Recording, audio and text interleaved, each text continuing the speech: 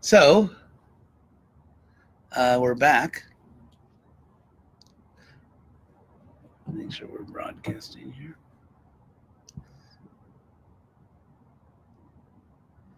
And you can't see it. Actually, the ocean is behind me, but you probably can't see it. So let's continue.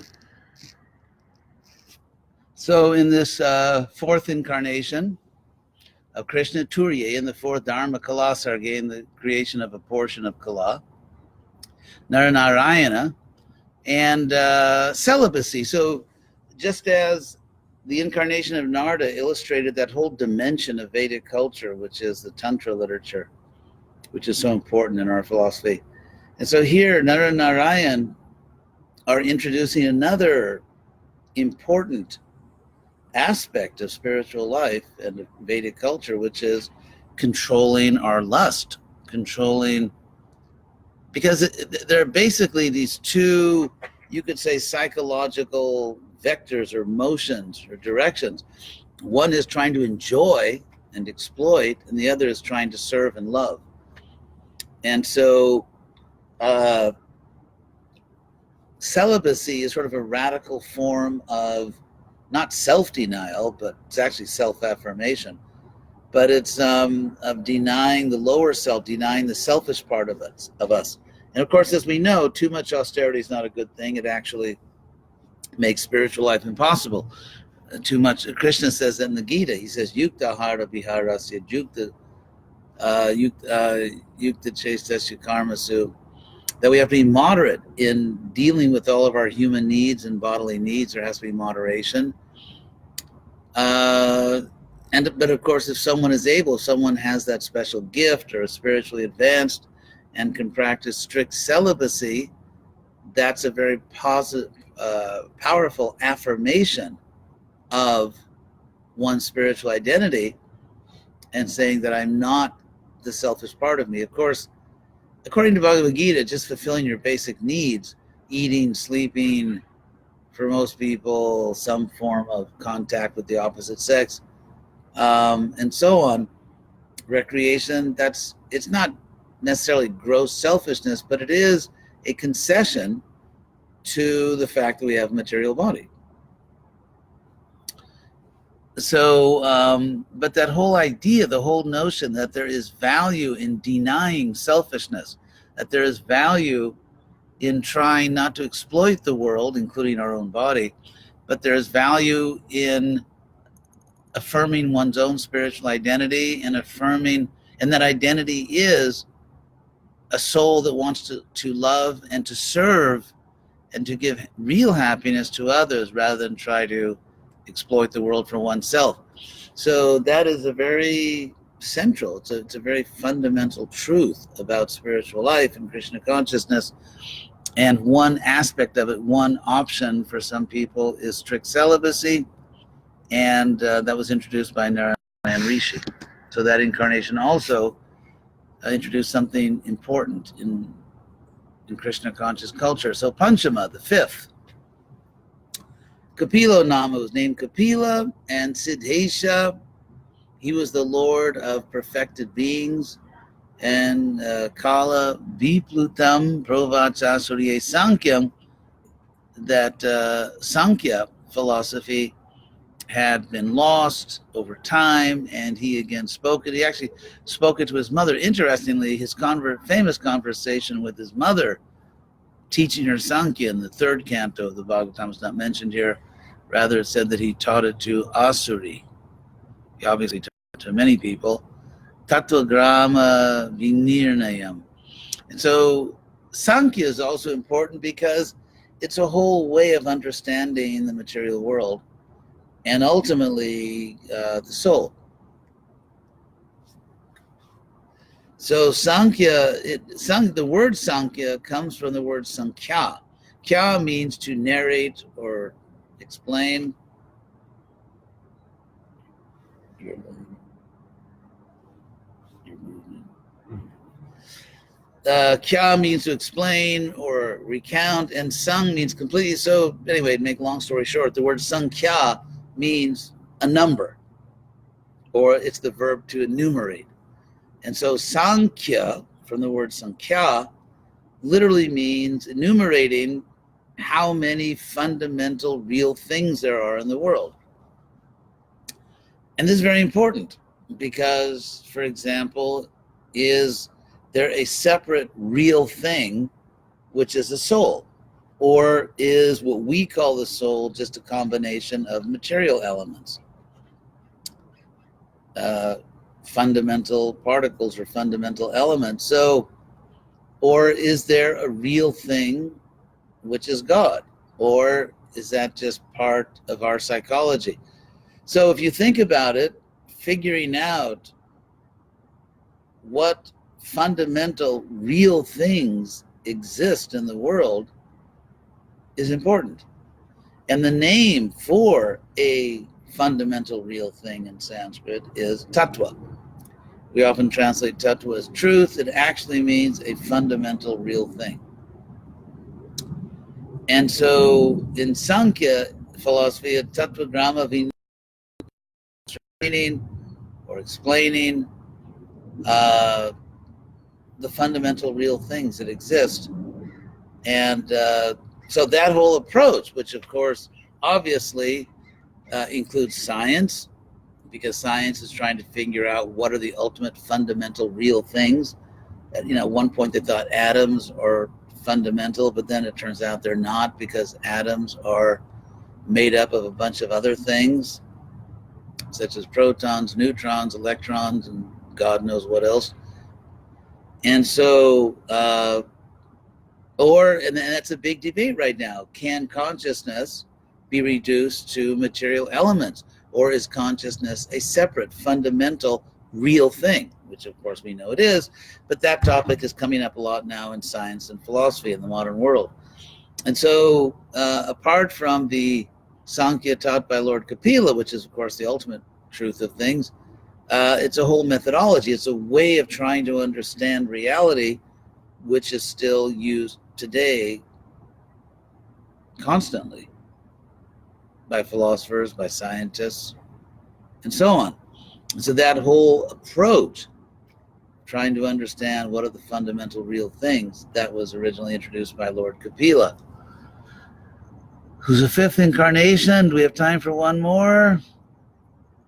I think maybe we'll do that one next time. I think you basically got your money's worth. I mean, after all, how much electricity did it really cost you for this class? So let me take a look very quickly to see if there are any questions. Again, if you ask a question, please. Oh, okay, someone actually did put a lot of question marks. It's very good. Ram Charita. Thank you for the class. Given what you have said about Krishna and the Vedas, Bhagavad Gita statements about the Vedas, Krishna and the Rig Veda, Vaishnava theology in the Vedas, etc., can we say that our movement unnecessarily overemphasizes the Vedas and related concepts such as Vedic culture and Vedic philosophy, something which from the academic standpoint simply does not exist? Well, no controversy there. But of course, I started it, right? Because I started this whole Krishna West thing. Before that, what is Vedic? So I deserve that question. Well, take a wild guess of what I think. Yeah, I do think that often the Hare Krishna movement extremely overemphasizes and often incorrectly emphasizes that certain things are Vedic. It's very interesting because I mentioned earlier how the Bhagavatam uses the word Vedic, and the word Vedic is practically Sanskrit. I mean, Sanskrit is Vedic. The Bhagavatam uses the word to mean Tantra, which I've explained already. The Chaitanya Charitamrita uses the word Vedic, and it uses the word Vedic, Bengali, Sanskrit, Vedic, and even in a more limited way. In the Chaitanya Charitamrita, the word Vedic is used almost, I think, exclusively or almost exclusively in one little phrase, which is compound Vaidika Brahmana, the Vedic Brahmana. That's how the word Vedic is used in the CC. Don't trust me, look it up in database. And what Vedic Brahmana or Vedic Brahmana means in the CC is a karma kanda person. So again, the Chaitanya Charitamrita uses the word Vedic always practically to mean karma kanda. The Vedas, which deal with material advancement through sacred rituals. And so what's interesting is that both in the Bhagavatam and the CC, the word Vedic is not used in the same way we use it. It doesn't mean that our use is wrong. It doesn't mean we can't use it that way. But I think we just have to pay attention to what we're doing. So the notion that all kinds of things are Vedic or part of this great culture, including all kinds of external culture, is very questionable. There is such a thing. I mean, you can speak correctly about a Vedic civilization. For example, Varnashram. Varnashram is completely Vedic. It's all over the Vedas, Varnashram. So the idea of 4 Varnas and 4 ashrams, yes, absolutely Vedic. And ultimately, Krishna says that Vedaischa sarvaira ham eva Vedya, which is very interesting. By all the Vedas, I alone am to be known. Like the only point really to be understood in all the Vedas is me. That's what Krishna says. But then the Brahma Samhita says, Vedeshu Durlabham. It's hard to find Krishna in the Vedas. And so we have to put these two statements together, one from the Brahma Samhita, which Lord Chaitanya personally restored to our knowledge and brought back with him from South India, and then Krishna's statement that by all the Vedas he is to be known. And that itself is a very interesting topic. How do we integrate these two statements, which are both true? It is hard to know Krishna in the Vedas. I've explained that already. And there is a sense, very clear sense, in which ultimately all the Vedas, and by here the word Veda means knowledge, and so you can take Veda here, Vedaischa sarvaira, which is Bhagavad Gita 15:15. You can take that not merely in the limited sense that a particular body of Sanskrit literature. Prabhupada himself, in a discussion of Joan of Arc, said that Veda can mean more than that, because it basically all books of knowledge, any book which gives real knowledge is Veda in that sense, because Veda means knowledge. It also means a specific set of Sanskrit books. So in a sense, what Krishna is saying is by all knowledge, by all manifestations of knowledge, by learning anything, ultimately the purpose is to understand Krishna. Because all knowledge culminates in Krishna. So it is an interesting topic. And maybe I'll leave it at that before I get into more trouble than I'm probably already in. Let's see if there's any. Oh, here's a question.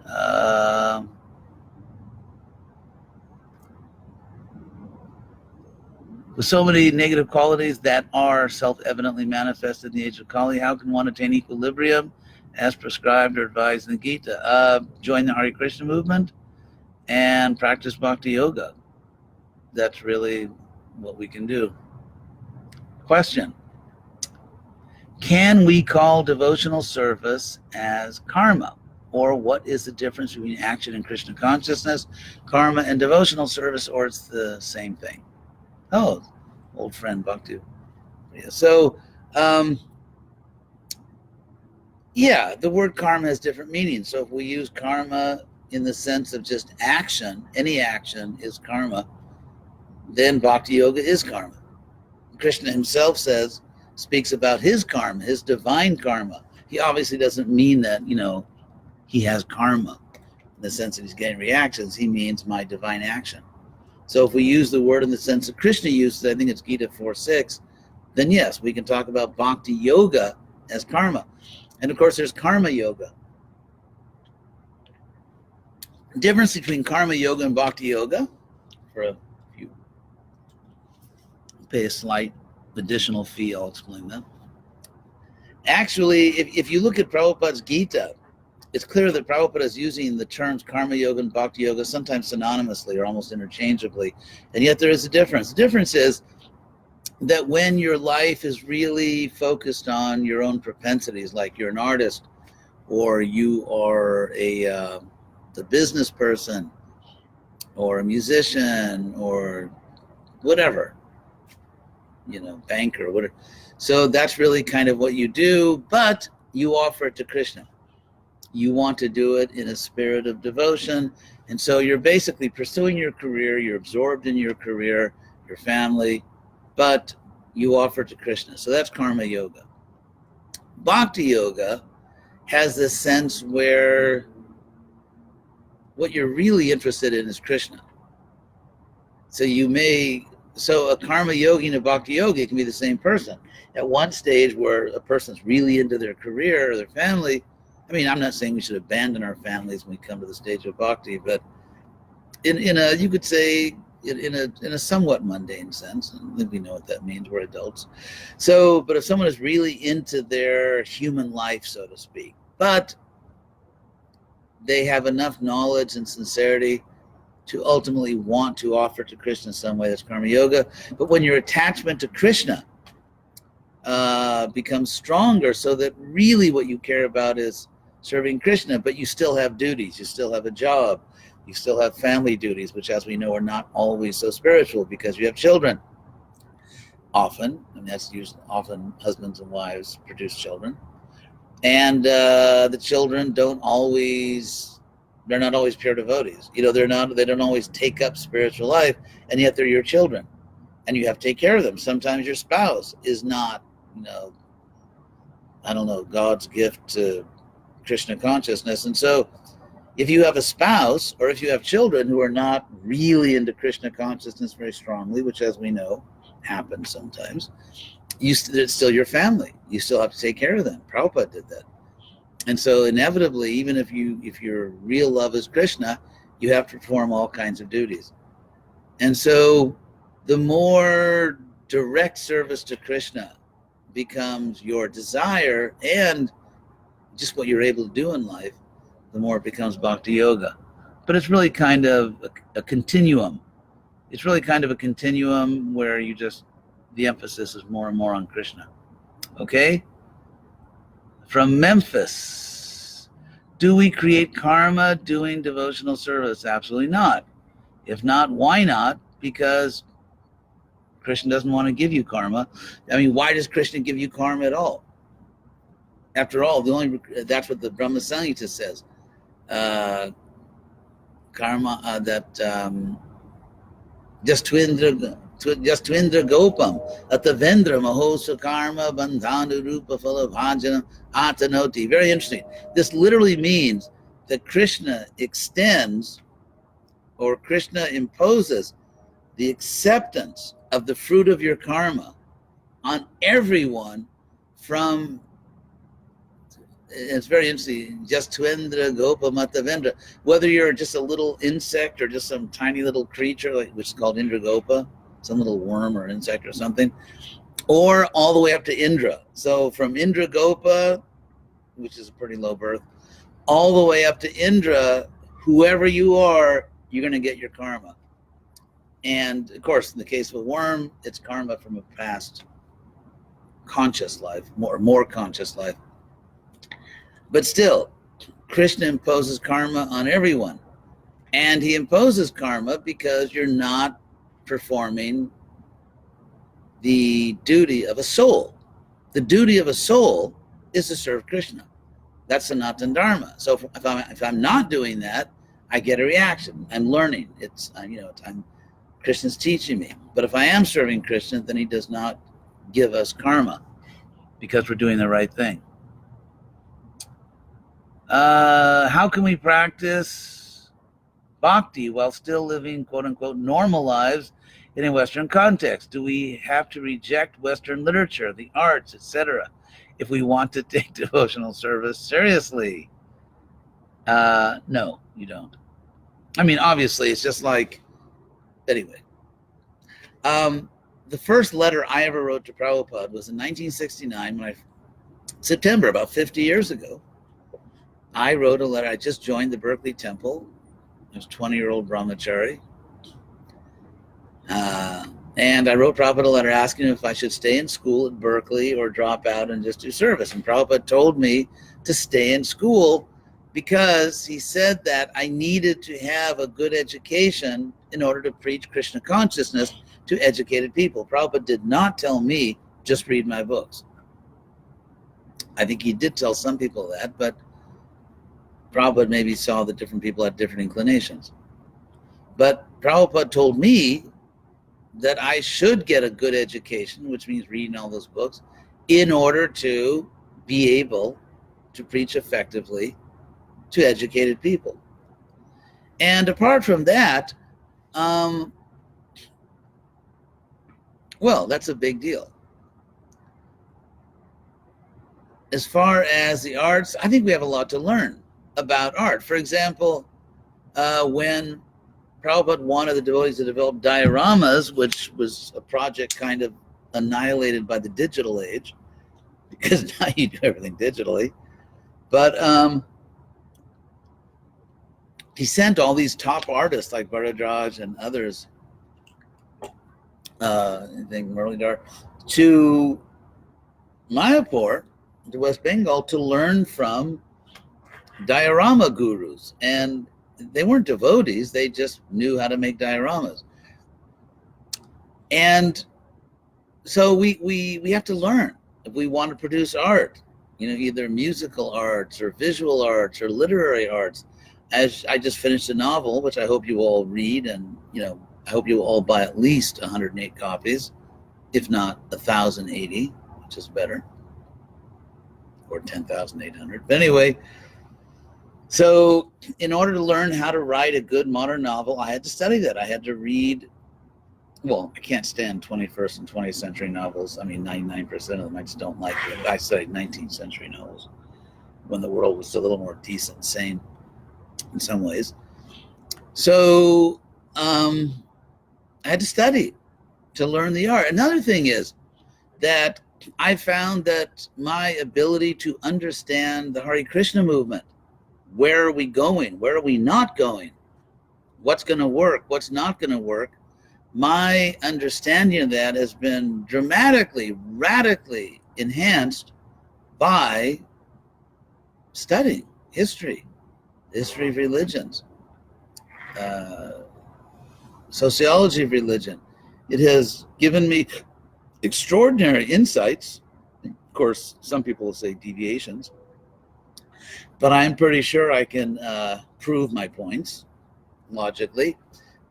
So I don't think I could really, when I say understand ISKCON, I didn't learn that Krishna is God by studying these other things, or that I'm not my body, but I did learn an awful lot about organized religion and where it comes from and where it's going, what works, what doesn't work, how the public's going to perceive us. So yeah, so I think for many reasons, being able to speak the language of intelligent people, being able to understand the Hare Krishna movement in a rational, history-based way, developing various arts. For many reasons, education could be good if you're cut out for it. If it's just not your thing, then you don't have to do it. Let's see, what else? We actually got questions today. You must have all had a good breakfast. Being karma, the law of action and reaction, and while serving Krishna, devotees performing bhakti-yoga, therefore freeing oneself, herself actually it says, from karma. How would you explain the reactions a devotee suffers during deity worship for committing offenses, say during puja? Would you please talk a little about this? Thank you. Sure. To say that a devotee doesn't get karma doesn't mean you don't get reactions. Those are two different words. Karma is just one kind of reaction. There are other kinds of reactions, like where Krishna just, gives you a reaction like, what the hell are you doing? So, yeah, so to say you're free of karma doesn't mean you're free of reactions. Karma is just one kind of reaction. You are, Krishna says in the Gita twice that he's the father of all of us. Arjuna says it once. And so that's what parents do. They train their children, you know. What all the science shows is that children need two things from parents. They need love and they need discipline. If they get love and not discipline, they actually don't feel loved. And they can just turn out really bad. If they get discipline and they're not loved, that's obviously a problem. So love and discipline, and that's what Krishna gives us. So what we call reactions are really just a loving parent teaching us. So this is in Spanish. I'll translate it. In the spiritual world, we are we go from one form to another to interact with Krishna systematically, or no? No, I mean, we have a relationship with Krishna, our rasa with Krishna, our what's also called Siddha Sarupa, our perfected constitutional form, and that's just who we are. Some people are worried, like, well, I get stuck. What if I go to the spiritual world and I'm a mango tree, and that's all I do for all eternity is I just put out mangoes, and people, or what if I'm like a Vaikuntha lizard or something? So, devotees have these fears, like, what if I get stuck forever? The good news here is that you will not get stuck forever in a spiritual body you don't want. Technically not in a spiritual body, and here's the point: you are the spiritual body. In this world, we are not your body. We are not our bodies. You can't go to Krishna Lok and go around telling people you're not your body, because actually they are their bodies. And so the particular form you have in Krishna Loka, it's just who you are. No one's forcing you. It's not that you go there and they give you a little ticket and then a little envelope you open. Oh my God, I'm a squirrel. How did this happen? It's not like that. I'm a cow. I don't want to be a cow. I respect cows. I love cows. I don't want to be a cow. Not even a Surabi cow. So it's not like that. It's not like you go up there and they just assign you like to a dormitory room in a college. It's not like that. When you go to the spiritual world, you just become who you really are. That's just who you are, and that's who you want to be, and it's just you. It's not that someone else is deciding your rasa. It's not that someone else is, forcing you to be a spiritual body you're not really into. It's not like that. The spiritual world is complete freedom, and you will manifest in the spiritual world as who you really are and who you really want to be. So don't worry about that. Don't worry, like, are there refunds in the spiritual world? Like, if I go to the spiritual world and I got this spiritual body I can't stand, can I like cash in all my bhakti for maybe trillions of quadrillions of years on a heavenly planet or something? Refunds. So yeah, don't worry. You'll be very happy indeed. You'll be another satisfied customer in the spiritual world. So thank you all very much. Thank you for listening, and hope to see you next Sunday. Goodbye from the University of San Diego. Hare Krishna.